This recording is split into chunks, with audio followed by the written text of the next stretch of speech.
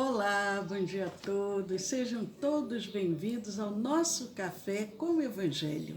Eu sou Leila Rocha de Oliveira. E Roberto Antônio de Oliveira. Nós somos do Centro de Estudos Espíritas Allan Kardec, cidade aqui do interior de São Paulo. Região de Campinas, né, Leila? Exatamente, a cidade das flores, que na primavera está sempre perfumada, sempre florida, apesar do calor que tem feito nos últimos dias.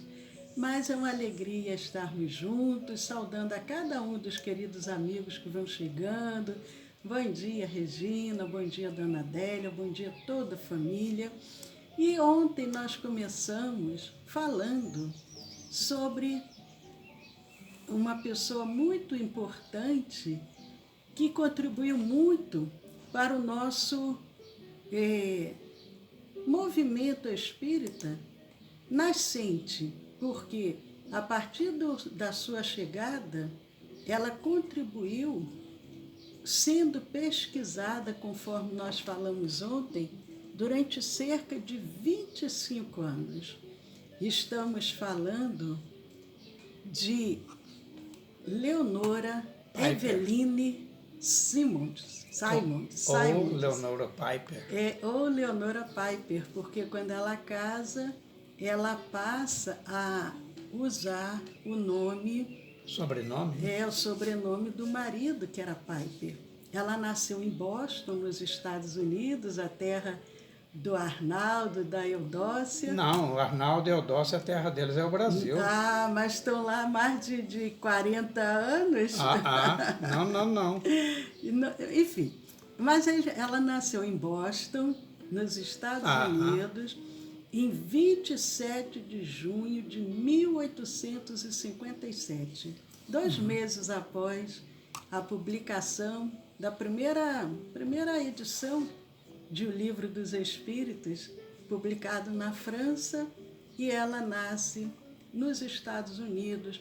Falamos sobre a sua infância, que ela, aos 8 anos, ela ouve aquela voz, aquele sibilo estridente no seu ouvido, e aquela voz diz: eu continuo viva, eu não morri. E a tia não morreu. E a tia não morreu. E ela corre para falar com a mãe, assustada daquela voz que ela tinha ouvido, e a mãe acalma ela: não é nada, minha filha. Passado alguns dias, chega a notícia, naquele mesmo dia e horário, a tia, que era irmã da mãe, havia falecido. E falamos também, começamos a falar sobre o momento do seu matrimônio, quando ela casa, já adulta jovem ainda, mas ela casa-se e muda para a cidade de Beacon Hill. Deve ser mais ou menos isso, não é verdade? Beacon Hill, à época, não era uma cidade, era uma espécie de um distrito da cidade de Boston. Então é muito natural isso, porque os meios de locomoção eram escassos, então as pessoas se conheciam raramente nos grandes temporadas, né? Mas nas viagens curtas, né? Mas nós dissemos ontem nós terminamos falando que quando ela casa com William Piper, de Boston, ela, passado algum tempo, ela sofreu um acidente de trenó. E esse acidente lhe deixou consequências.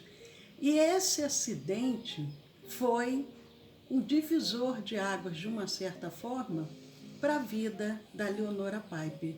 Nós dissemos assim: amanhã nós vamos falar o porquê da importância desse acidente. Como nada é por acaso, talvez foi um motivo assim, que utilizado pela espiritualidade para que ela pudesse ter a oportunidade de mudar totalmente a sua vida. Porque frequentemente nós pedimos que nos protejam, né? Fazendo as nossas preces, os nossos agradecimentos e as nossas rogativas. Mas então, no caso dela, foi um acidente, como a Leila disse, providencial. Assim, olha, não vai ser um acidente fatal, mas algumas pequenas sequelas, e que motivarão você a procurar recursos que não nos meios terrenos, né? E também nos amigos espirituais. Até porque a medicina ainda era muito incipiente, né? Nós falamos aí, por exemplo, de um traumatismo que gere consequências na limitação de caminhar, ou que gere dores muito constantes, e como diria lá em Minas, né, necessidade faz o sapo pular. Então nós vamos em busca da cura, né, da melhor. Exatamente. A gente comentou aqui, a gente tem trazido tantos amigos especiais que depois eu me perco um pouco, porque comentamos também de uma brasileira que, não sei se o Roberto agora vai lembrar o nome, que ela também, em função das dores, inclusive muito terríveis, uma que surgiu na perna, uma ferida terrível na perna, o pai leva ela em busca de auxílio, e ali também vai que a sua mediunidade eclode, e, enfim, ela começa a mudar de vida. Foi a Zilda Gama? Agora não estou lembrando, é tanta gente que agora me deu um... Eu acho que foi a Zilda. A Leonora, como toda jovem que casa, tem o sonho da maternidade. E ela não foi diferente. Demorou até um pouco, porque levou 3 anos, talvez até em função do acidente, eu não sei, 3 anos. 3 anos depois do seu casamento, nasceu a primogênita. O nome da primogênita era um nome diferente. O nome dela era Alta. Nós falamos aqui da Alta de Souza, só que a Alta aqui, Alta do Brasil, a Alta de Souza, a grande poetisa, era com U, Alta com U. E essa era Alta com L mesmo, A-L-T-A, Alta. Então a primeira filha se chamava Alta.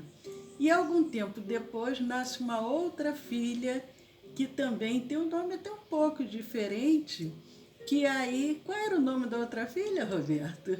Era talvez uma homenagem, né, à mitologia grega, que era uma deusa, né, na mitologia grega, a deusa Minerva. Então ela recebe o nome de Minerva Piper, né?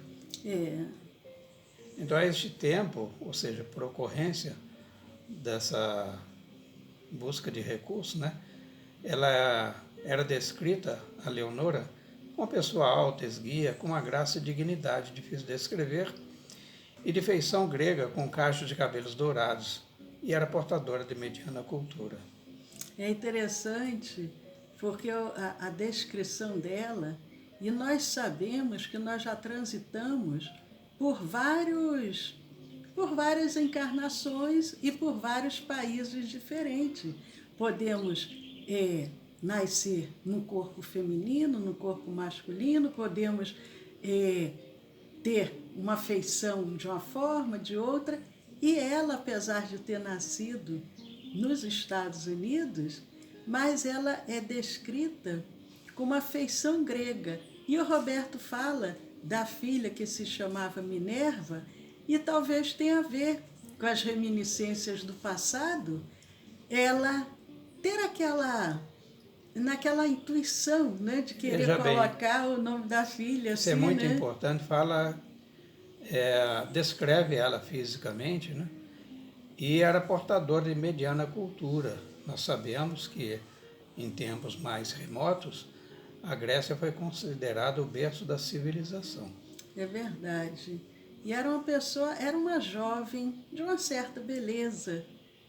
A forma como ela é descrita, alta, esguia, magra, tinha uma graça, tinha uma dignidade difíceis de ser descritas, uma feição grega, os cachos de cabelos dourados e uma mulher culta também. Isso era muito importante. Agora a família, falamos agora dos pais dela, né? Nunca fez qualquer objeção às atividades mediúnicas da senhora Piper. E o marido também, as filhas conseguiam compreender. Isso. E o marido sempre esteve muito interessado nos fenômenos provocados por ela. Ou seja, ele não somente não fazia qualquer objeção, mas como também se mostrava muito interessado. Porque na realidade, como nós dissemos, ela foi pesquisada durante cerca de 25 anos. E é lógico que durante essas pesquisas ela se ausentava do convívio familiar, ela se ausentava da atenção ao marido, da atenção às filhas, mas eles conseguiam ter essa compreensão. Isso é muito importante, porque às vezes a gente percebe isso dentro do próprio movimento espírita. Uma pessoa é espírita, mas o companheiro ou a companheira não são. Os filhos não são. A família não consegue compreender e a pessoa tem muita dificuldade em conseguir cumprir a sua missão, cumprir o objetivo de estar ali. E isso foi um facilitador para a vida da Leonora, porque a família, o marido, as filhas conseguiam ter essa compreensão. Não é verdade, Roberto? Sim, e sobre o chamado, os compromissos, todos nós os temos, né? Mas a Leonora Piper, como mãe, ela não deixava nunca de cumprir um ritual diário. Quem narra isso é a sua filha mais velha, a Alta. E em que consistia esse ritual? Fazer a prece de boa noite, beijando as filhas, dizendo-lhes: Deus as abençoe, queridas, antes de entregá-las aos cuidados de uma governanta. Então, porque as atividades da casa absorveriam muito de seu tempo, então ela tem alguém para ajudá-las no cuidado das filhas, né, e da própria casa. E a gente percebe como que isso é importante. A mãe, à noite, fazia uma prece e simplesmente dizia: Deus as abençoe, minhas filhas. E isso ficou marcado na acústica da alma daquelas filhas. Da mesma forma que as nossas palavras, elas podem construir, também podem destruir. No caso, a Leonora, com a simples frase, ela conseguiu marcar de uma forma assim indelével as filhas a quem ela dedicava o seu cuidado, o seu amor. Então aí ela, a Alta, via na mãe um modelo. Prova disso é que ela repetia, né? Agradecendo a Deus, fazia um pedido. Que pedido era que a Alta fazia? Que quando ela crescesse, ela queria ser igual à mamãe. Olha só que Ou beleza, seja, portadora, né? daquelas mesmas virtudes, né? Daqueles cuidados, daquela atenção. Mas é muito importante o exemplo. O exemplo diz que o exemplo vale mais que 1000 palavras. E o exemplo dos pais, a postura dos pais, é o que vai construindo o caráter dos filhos. A Leonora, com aquele carinho, com aquela prece, nós observamos hoje em dia, muitas famílias não fazem uma prece, muitas famílias não ensinam os filhos a orar, não falam sobre Deus para os filhos. E isso é muito importante. Precisamos, nós que nos dizemos cristãos espíritas, desde o bebezinho, desde o ventre materno, começarmos a ensinar sobre o Evangelho do Cristo. Isso é muito necessário. Mas o que acontece, Roberto, com a Leonora? Então a vida segue. E Leonora um dia ouviu falar de um clarividente. Ele era conhecido como o Sr. Cook, que chamava a atenção de muita gente na cidade. E, naturalmente, devia ser a cidade de Beacon Hill, onde ela já estava morando, constituiu família e tal. E esse clarividente dava diagnósticos médicos correlatos, não corretos, e seguia também algumas receitas, né, alguns receituários dali. E no dia 19 de junho de 84, Leonora, com 24 anos, foi visitar o referido clarividente. 27 anos. 27. Foi acompanhada de seu sogro, né, a partir de uma sugestão do marido. Então, o marido falou, o marido dela, né, o seu Piper, né, ele falou: o pai, leva a Leonora, né? Nesse clarividente, né, porque esses problemas que ela tem está causando muita limitação e tal. Então foi por aí. É interessante que até nisso, né, lembra que nós falamos agora aqui do Brasil, Zilda Gama? a Zilda Gama, né? Porque aí o pai é que a acompanha, e aqui no caso foi o sogro, que acompanha aquele médium na intenção da cura daquele sofrimento que ela havia tido, daquele acidente, daquele trenó.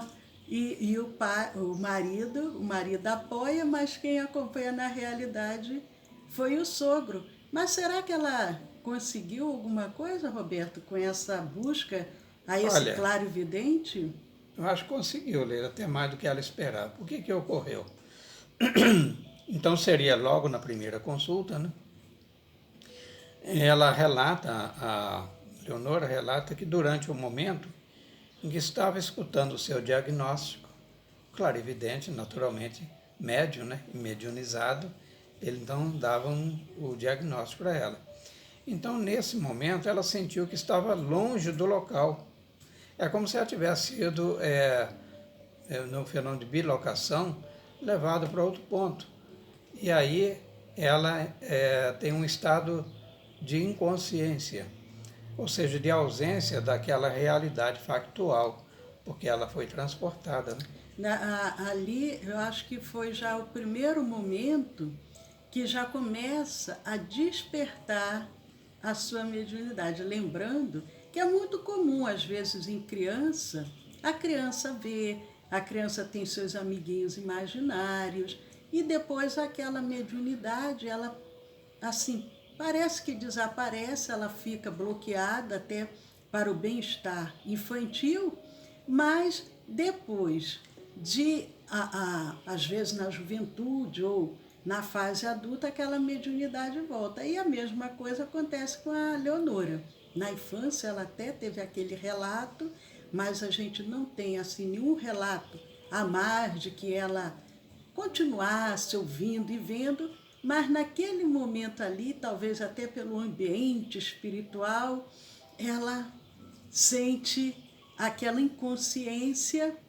Já foi um primeiro despertar da sua mediunidade, que estava ali quietinha, adormecida. E ocorreu, alguns dias depois, ela voltar também ao local, mesmo clarividente, também acompanhada do sogro. E aí o que ela observou? Todos, incluindo ela, sentaram-se em torno do clarividente. Ou seja, vamos chamar de médium, né? De forma que cada um colocava as mãos na cabeça uns dos outros. Interessante, era né? Um ritual, vamos assim chamar. Mas era uma forma, talvez, de conectar-se. de se conectar, né? Cada um botava a mão na cabeça um do aí outro. O que ocorreu? Ela, quando teve a mão do clarividente, o médium colocado sobre a sua cabeça, o médium disse assim, olha, eu vi uma luz onde surgiram estranhas faces. Ele não disse que eram, né, faces ou rostos amigáveis ou não, mas estranhos, ou seja, não tinha nenhuma relação de parentesco aparente ali com ela. Porque ele é que visualiza, né? Coloca a mão. Ele tinha a vidência E ali, aquela luz e várias faces estranhas, porque ele não conhecia, né? Aquelas imagens daquelas faces que ali aparecem. Mas e aí, o que acontece depois disso? Bom, digamos que aí ela já estivesse mediunizada. O que ocorre? Ela levanta da cadeira, pega um lápis, vai até uma mesa próxima e ali escreve rapidamente uma mensagem. Aí essa mensagem era destinada ao juiz Frost, que morava em Cambridge. Cambridge na Inglaterra. Eu entendo que ele também estava ali, era um daqueles que estavam ali presentes. Visitando, né? Exatamente, visitando. E quando ela vai, né, escreve essa mensagem para ele, e para esse juiz, um homem inclusive, né, um juiz, um homem respeitável, e ele tem um impacto com relação à mensagem que ele não esperava. Mas como que ele se reage, Roberto, diante daquela mensagem? Então, aí ele abre o jogo, falou, senhora, dirigindo-se a Leonora, eu sou espiritualista há mais de 30 anos, mas a mensagem que me deu e a mais importante que já recebi.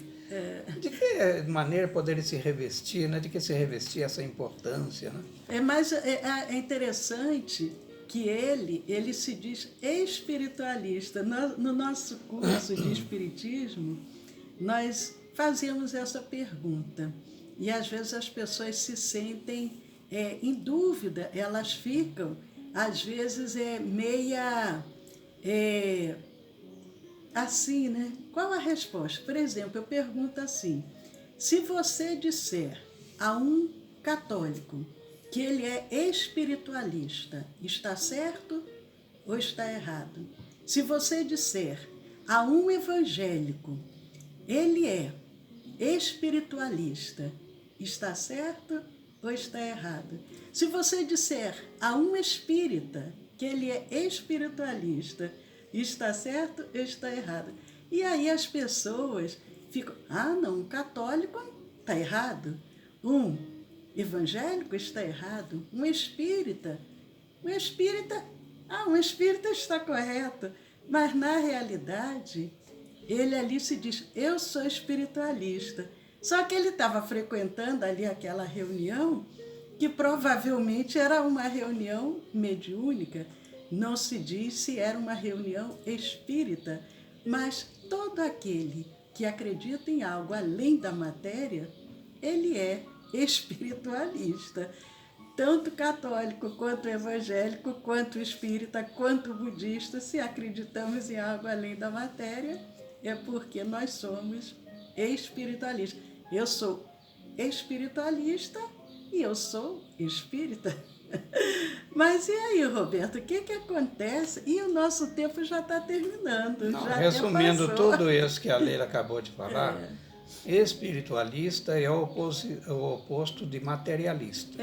Então é assim que o juiz se colocou para ela. Mas ele diz, encorajando ela a ir em frente, porque aquela mensagem, aquela carta que ela psicografou na hora, passou a ele, era de um filho já falecido, desencarnado.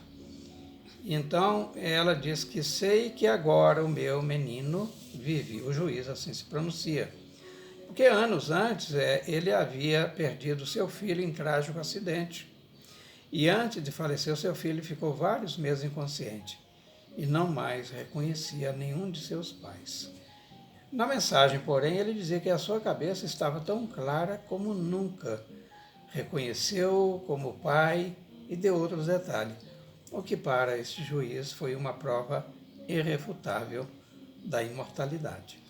Então, ali, naquele momento, na segunda visita, né, na segunda, entre aspas, consulta, aquele clarividente em busca da sua própria cura, das suas próprias dores, a mediunidade eclode de uma forma exuberante.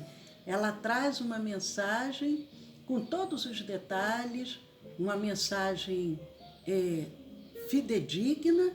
O próprio pai ali reconhece, ele veio de um outro país, ninguém conhecia a intimidade dele, e ela traz aquela mensagem como uma prova. Foi a primeira mensagem e já foi a primeira prova da sua mediunidade. E ele, que se dizia espiritualista há mais de 30 anos, ele diz, só para a gente lembrar o que ele fala: Senhora, sou espiritualista há mais de 30 anos, mas a mensagem que me deu é a mais importante que já recebi. O que prova que outras mensagens ele já havia recebido também. Né? 30 anos ele em busca de um consolo e ele ainda não havia conseguido.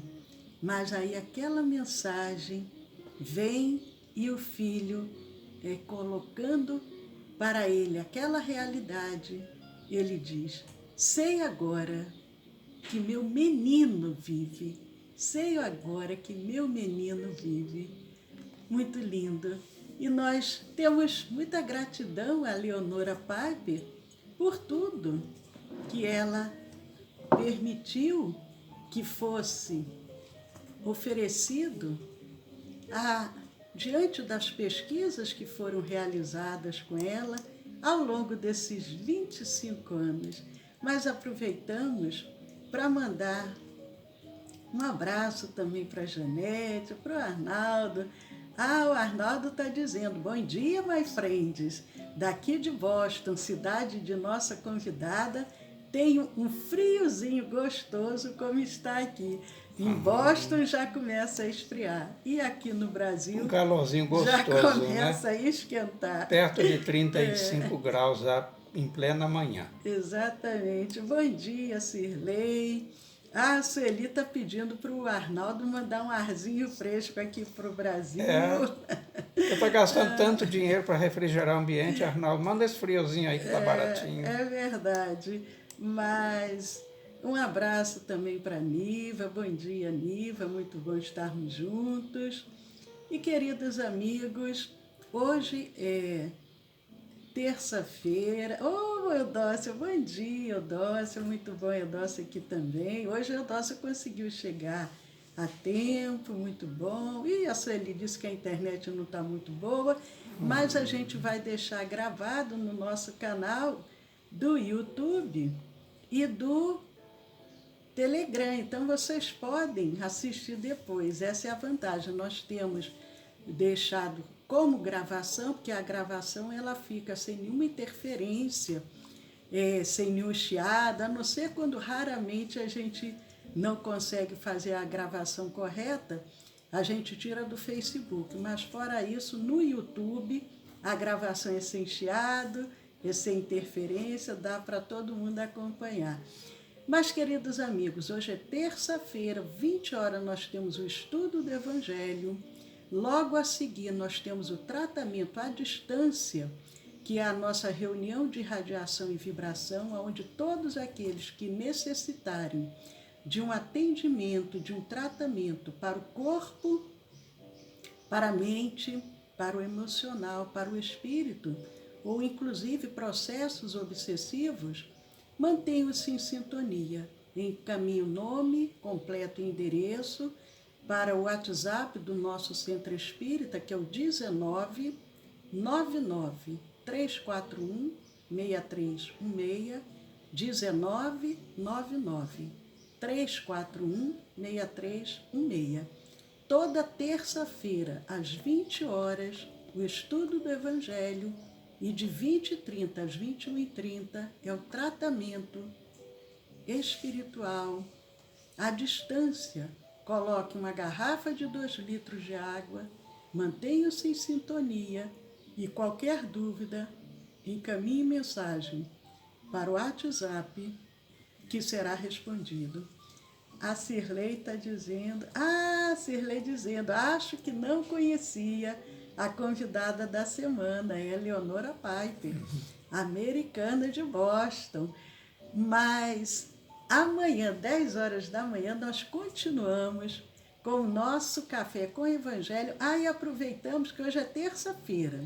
A nossa semana hoje vai ser menor, ou melhor, é isso mesmo, a nossa semana será menor. Só 4 dias. Né? Nós teremos quarta, que é amanhã, e quinta, porque sexta-feira eu e o Roberto teremos um compromisso, precisaremos se ausentar e não tem aonde vamos estar no horário, vai ser o horário do nosso compromisso, então não vai ter como a gente transmitir, porque senão até faria uma transmissão aonde a gente estivesse, mas vai ser no mesmo horário, não vai dar. Mas aí, sábado, a gente está aqui com as bênçãos de Deus, domingo, mas sexta-feira não vamos poder estar juntos, mas a história da nossa convidada vai ser concluída até quinta-feira. Queridos amigos, hoje, 20 horas, amanhã, 10 da manhã, aguardamos vocês. Jesus abençoe o lar de cada um.